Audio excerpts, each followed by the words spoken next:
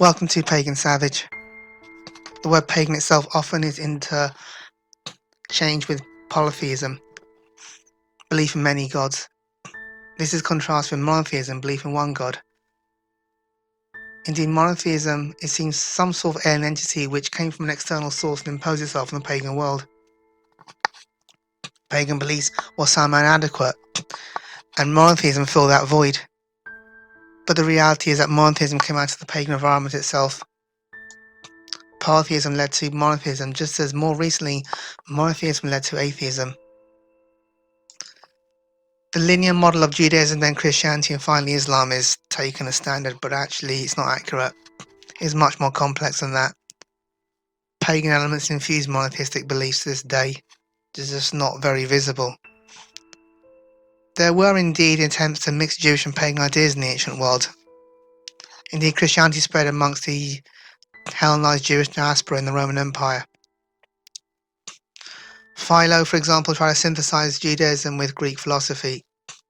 The Romans recognized Jehovah as a manifestation of their own god, Jupiter, supreme god, supreme being, or a supreme being in their situation.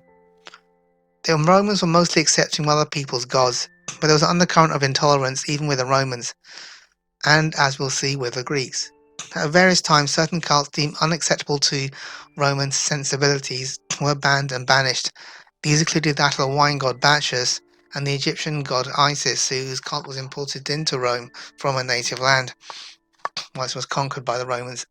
And long before any alleged persecution of Christians, we find these cults suppressed. It was the Roman state itself which led to monotheism, a political structure which led to monotheism, rather than a religious one, although the two, of course, were intertwined. With all the conquests across North Africa and Europe and Asia, the Republic was seen as too large to have a Senate to govern it. Before his assassination, Julius Caesar himself was deified and had a priest to his own worship, his own temple. His name, of course, lived on when the Senate was regarded as too inadequate to rule the Republic. They created the office of Emperor, and Caesar was the title of Emperor. This became the Roman Empire, of course, a single focus for a single state of that single empire. The Emperor himself was deified as a god, so now we have a single god for a single empire. From this is not too hard to see how monotheism would develop. It's just a natural progression. Christianity owed much to the various mystery cults of dying, crucified and resurrected god-men, such as Osiris Dionysus. And these mystery religions fill the spiritual vacuum which high-sounding Greek philosophy could not and did not contend itself with. Even with Greek thought and civilization, there was something sinister at work. Sparta was an anomaly, a prototype totalitarian state based on military function, where the young were reared in barracks and sickly newborns tossed off cliffs to die, as they would not make good warriors. The menial work was done by an enslaved underclass known as helots, which were periodically killed off. A sort of primeval purge, a culling of humans. In Athens, that cradle of democracy, Socrates was forced to commit suicide for what was called impiety, corrupting the youth of the city. This has never been satisfactorily explained by those keen to contrast the supposed free-thinking Greeks with later monotheism such as Christianity and Islam, and is seen in ancient Greece the precursors of their very own scientific, rationalist, humanist, secular worldview and atheism.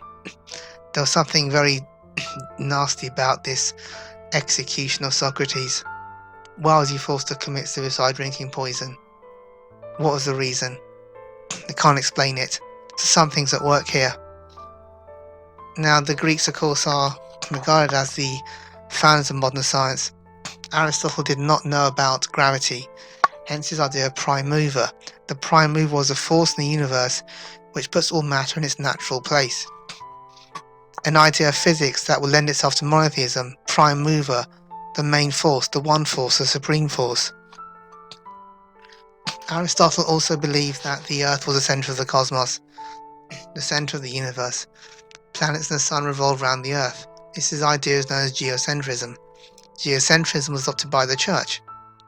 So when Copernicus came out with a more accurate heliocentrism, planets orbiting the sun and not the Earth, and Galileo later had pushed this idea and was persecuted by the Church. That Church had taken ancient Greek ideas of Aristotle and his geocentrism, just as much as later humanists would take ancient Greek ideas. The two aren't totally mutually exclusive.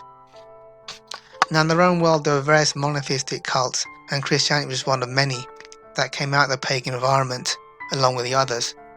We've already mentioned Isis, the mother goddess. The military were often worshipped as a Sol Invictus, the sun god, and various miracle workers existed like Apollonius of Tyre, not just Jesus. This was normal, having miracle men and god men and such. Most interesting of all was Mithras. Indeed, Mithraism was once a serious rival to Christianity itself. Mithras was a god of Iran, and it is in Iran we find the first stirrings of monotheism. Under the Achaemenid dynasty of Darius and Cyrus, Cambyses, Iran had the first great empire. This ancient Persian empire based its religious beliefs on the holy man Zarathustra, who taught a dualism. The dualism was there was a creator god, Ahura Mazda. His rival there was Ahriman. Is evil. Ahura Mazda is good. Person must make a choice between Ahura Mazda and Ahriman. Ahriman is trying to tempt humanity all the time down the wrong path. Not a strict monotheism, but a dualism. This empire was, of course, conquered by Alexander the Great, then ruled by successor Greeks, and then the Parthians who invaded.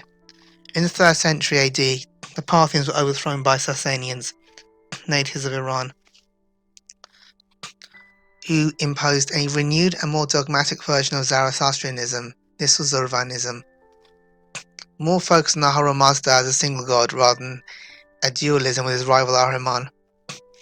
Zoroastrianism was not as tolerant of other beliefs as had been Zoroastrianism under Cyrus and Darius. This form of Zoroastrianism was later lent elements to what became Islam, especially Shia Islam. When the Roman Empire became Christian under Constantine, the rivalry between the Roman Empire and the Iranian Empire became ever more one of religious as well as political rivalry, as the two monotheisms faced each other off and reached a stalemate. Ironically, it was the Iranian god Mithras which had helped steer Rome towards Christianity, and as such resembled Sasanian Iran itself. Mithras was originally the Vedic god Mitra, because at its core, Zoroastrianism and its dualism has been a split between people of Vedic culture. The demons of one became gods of the other, and vice versa, so the Vedic devas became devas in Zoroastrianism. The asuras or demons in Vedic culture became Ahura, hence Ahura Mazda in Zoroastrianism. In entrenched monotheism, the pagan gods became demons or at best saints. As monotheism itself dispensed with even the need for a supernatural being, with the Western world embracing what it believed were its historical Greek roots of rationalism and reason, that monotheistic God became just one of many theories. But that's what it was anyway. A theory held together an empire, first Iran and then the Roman Empire. With these empires gone, so is that theory also obsolete. Monotheism was an aberration. Polytheism and pagan ideas are the natural expression of humanity. Thank you for listening.